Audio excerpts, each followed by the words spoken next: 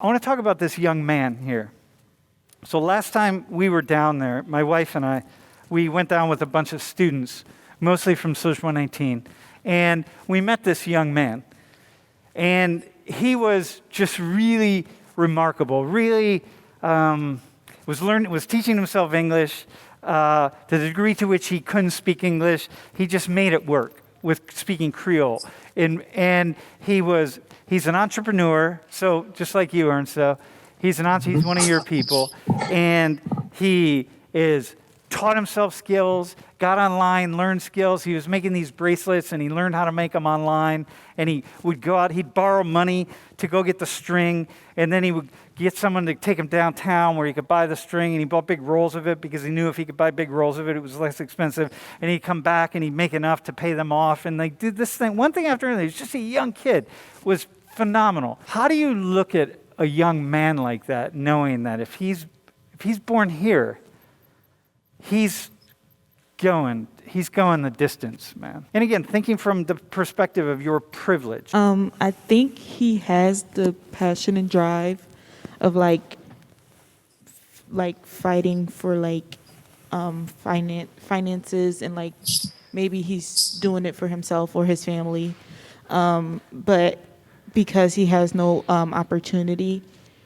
it'll be hard, and he can't it's not really much to do. Like even like selling bracelets, like no offense, but like an average, well, I don't know because I'm not Haitian, but like I would imagine if I was there, I wouldn't want to take my money to buy a bracelet because I have other like things to I have other expenses to buy, but like it's mostly for tourists. Yeah, for anybody. Yeah.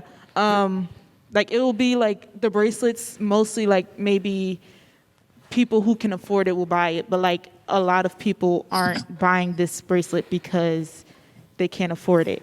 But like he has the passion, it's just he's not getting it out there because a lot of people can't afford it. Okay, so how does that feel imagine you're just sitting, that's my wife sitting there, right? So imagine you're her. Where do you go in your thinking?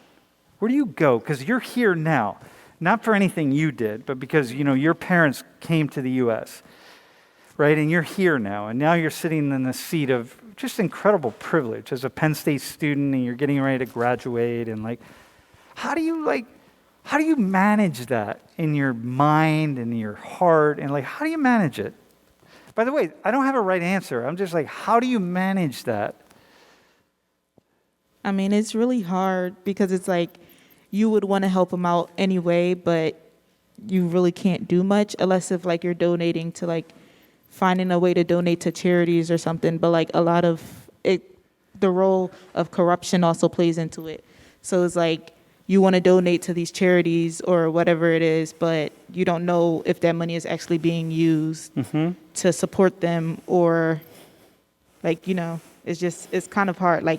You have a heart, you have the empathy for them, but it's hard. So let me ask you, is that idea about corruption, and then Adam or Dio, you go next. But that idea of corruption, maybe that's also one of those kind of shadows that we put out there so we don't have to.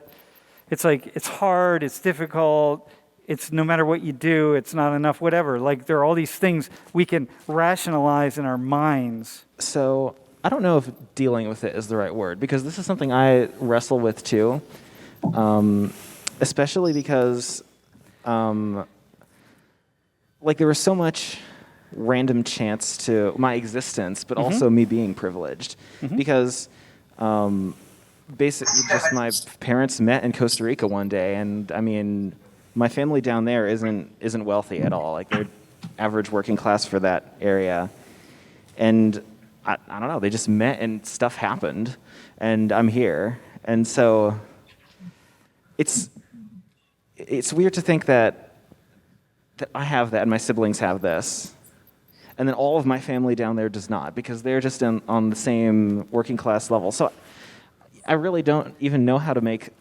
sense of it. It's just proof of how random and unfair the world is. Yeah. Well, first I would say this kid needs to be running some workshops here in America. I think he's probably working harder than 80% of Americans here. But I think the reason we can make sense of it, or rather we don't need to make sense of it, is because we live in a bubble. Unless we try to become global citizens, or even if we do become global citizens, we're still U.S. citizens, and that's the standard by which we live by.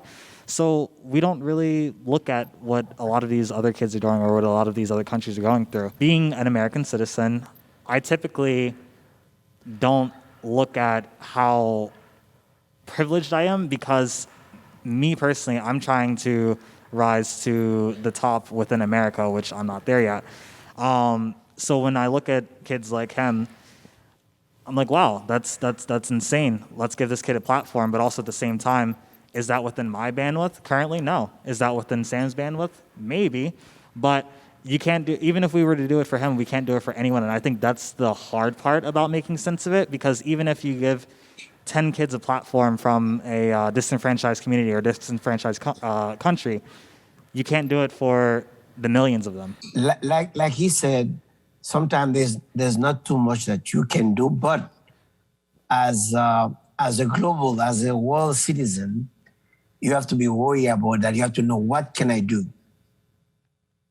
to bring a solution into that. But how do you, Ernsto, how do you, when you make a decision to help one person and not another, and you know what it means when you help one person. You're not worried about helping all of Haiti. You're just worried. That's true, Sam. Well, Social 119 did that more than 8, 9 years ago when I met you. Yeah. When you met that girl that come from a very poor family.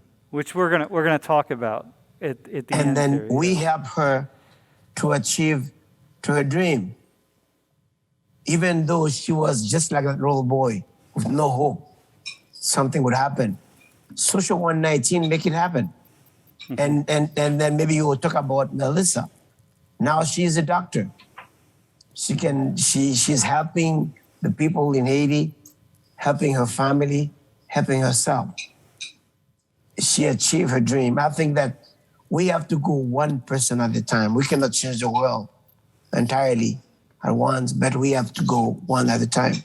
Mm-hmm. And then that's all I can say. And that little boy, we are helping him at Sakala, his organization, helping him achieve his goal, his dream is to become an entrepreneur. And then all we can do is help him to reach that destination in his life.